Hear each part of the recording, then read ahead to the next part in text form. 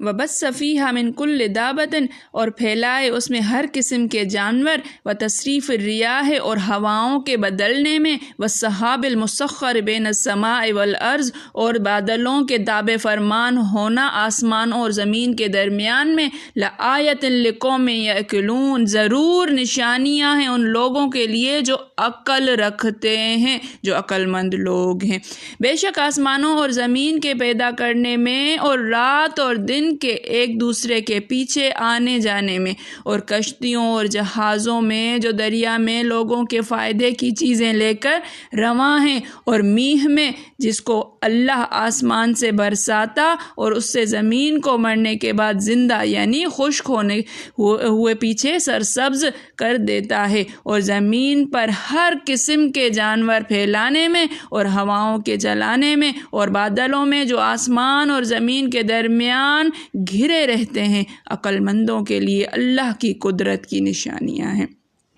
دیکھیے کہ پیچھے جو ہے آیت گزری کہ وَإِلَٰهُكُمْ إِلَٰهٌ وَاحِدٌ لَا إِلَٰهَ إِلَّا هُوَ الرَّحْمَٰنُ الرَّحِيمُ، کہ تمہارا الہ تو ایک ہی اللہ ہے اور وہی اس کے سوا کوئی معبود نہیں ہے، وہی رحمان و رحیم ہے۔ تو یہاں پر جو ہے کفار نے اعتراض کیا اللہ کے ایک ہونے میں کہ اللہ تعالیٰ جو ہے وہ کس طرح سے ایک ہو سکتے ہیں، تو اس پہ جواب میں اللہ تعالیٰ نے یہ آیت نازل فرمائی ہے کہ اللہ تعالیٰ وہ ہے۔ اللہ تعالیٰ کی نشانیاں کیا ہیں؟ مطلب یہ ہے کہ اللہ کی فرمان روائی اور اس کی توحید کی دلیل مانگ رہے ہو نا کہ کس طرح سے اللہ ہے، کہ کیسے ایک معبود ہو سکتا ہے۔ تو دلیل ایک تو یہ ہے کہ آسمان ہے جس کی بلندی، لطافت، کشادگی، جس کے ٹھہرے ہوئے اور چلتے پھرتے والے روشن ستارے تم دیکھ رہے ہو۔ پھر زمین کی پیدائش جو کثیف چیز ہے، جو تمہارے قدموں تلے بچھی ہوئی ہے، جس میں بلند بلند چوٹیوں کے سر بفلق پہاڑ ہیں، جس میں موجیں مارنے والے بے پایاں سمندر ہیں، جس میں انواع و اقسام کی خوش رنگ بیل بوٹے ہیں، جس میں طرح طرح کی پیداوار ہوتی ہے، جس میں تم رہتے سہتے ہو اور اپنی مرضی کے مطابق آرام دہ مکانات بنا کر بستے ہو، اور جس سے سینکڑوں طرح کے نفع اٹھاتے ہو۔ پھر رات دن کا آنا جانا، رات گئی دن آ گیا، دن گیا رات آ گئی، نہ اس پر سبقت کرے نہ یہ اس پر سبقت کرے، ہر ایک اپنی صحیح انداز سے آئے اور جائے، کبھی کہ دن بڑھے کبھی کی راتیں، کبھی دن کا کچھ حصہ رات میں جائے، کبھی رات کا کچھ حصہ دن میں آ جائے۔ پھر کشتیوں کو دیکھو جو خود تمہیں اور تمہارے مال و اسباب اور تجارتی چیزوں کو لے کر سمندر میں ادھر سے ادھر آتی جاتی رہتی ہیں، جن کے ذریعے اس ملک والے اس ملک والوں سے اور اس ملک والے اس ملک والوں سے رابطہ اور لین دین کر سکتے ہیں، یہاں کی چیزیں وہاں اور وہاں کی یہاں پہنچ سکتی ہیں۔ پھر اللہ تعالیٰ کا اپنی رحمت کاملہ سے بارش برسانا اور اس سے مردہ زمین کو زندہ کر دینا، اس سے اناج اور کھیتیاں پیدا کرنا، چاروں طرف ریل پیل کر دینا، زمین میں مختلف قسم کے چھوٹے بڑے کارآمد جانوروں کو پیدا کرنا، ان سب کی حفاظت کرنا، انہیں روزیاں پہنچانا، ان کے لیے سونے، بیٹھنے، چڑھنے، چگنے کی جگہ تیار کرنا، ہواؤں کو پورا پچھم چلانا، کبھی ٹھنڈی کبھی گرم، کبھی کم کبھی زیادہ، بادلوں کو آسمان و زمین کے درمیان مسخر کرنا، انہیں ایک طرف سے دوسرے کی طرف لے جانا، ضرورت کی جگہ برسانا وغیرہ، یہ سب اللہ کی قدرت کی نشانیاں ہیں جن سے عقل مند اپنے اللہ کے وجود کو اور اس کی وحدانیت کو پا لیتے ہیں۔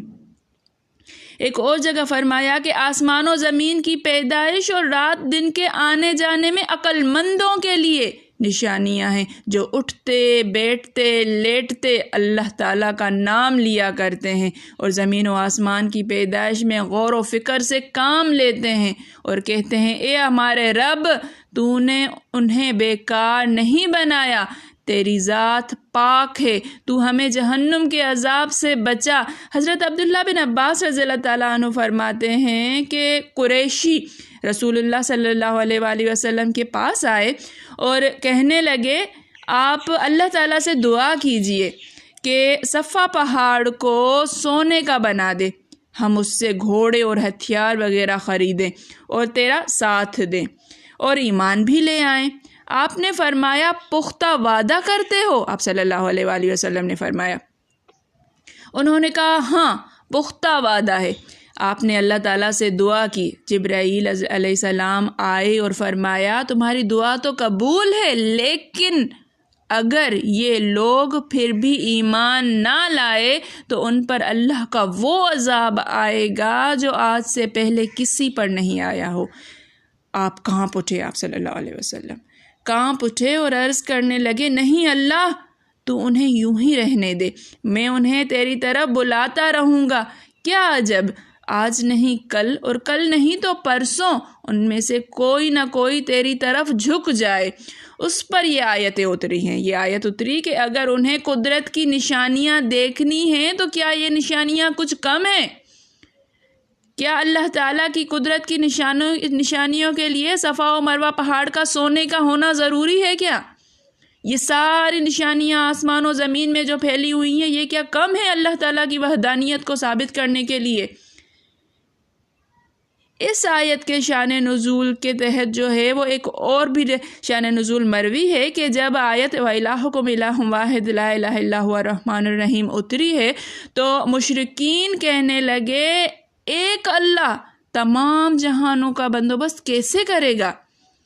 اس پر یہ آیت نازل ہوئی کہ وہ اللہ اتنی بڑی قدرت والا ہے۔ بعض روایتوں میں ہے کہ اللہ کا ایک ہونا سن کر انہوں نے دلیل طلب کی، جس پر یہ آیت نازل ہوئی اور قدرت کی نشان ہائے ان پر نازل کیے گئے کہ اللہ تعالیٰ تو وہ ہے جو آسمان اور زمین کو پیدا کرنے والا، دن و رات کو بدلنے والا، سمندر میں کشتیاں چلانے والا، جو لوگوں کو اور ان کے مال کو لے کر چلتی ہیں، آسمان سے پانی برسانے والا، مردہ زمین کو زندہ کرنے والا، جانوروں کو زمین میں پھیلانے والا، ہواؤں کی ہیر پھیر کرنے والا، بادلوں کو آسمان و زمین میں کے درمیان مسخر کرنے والا ہے۔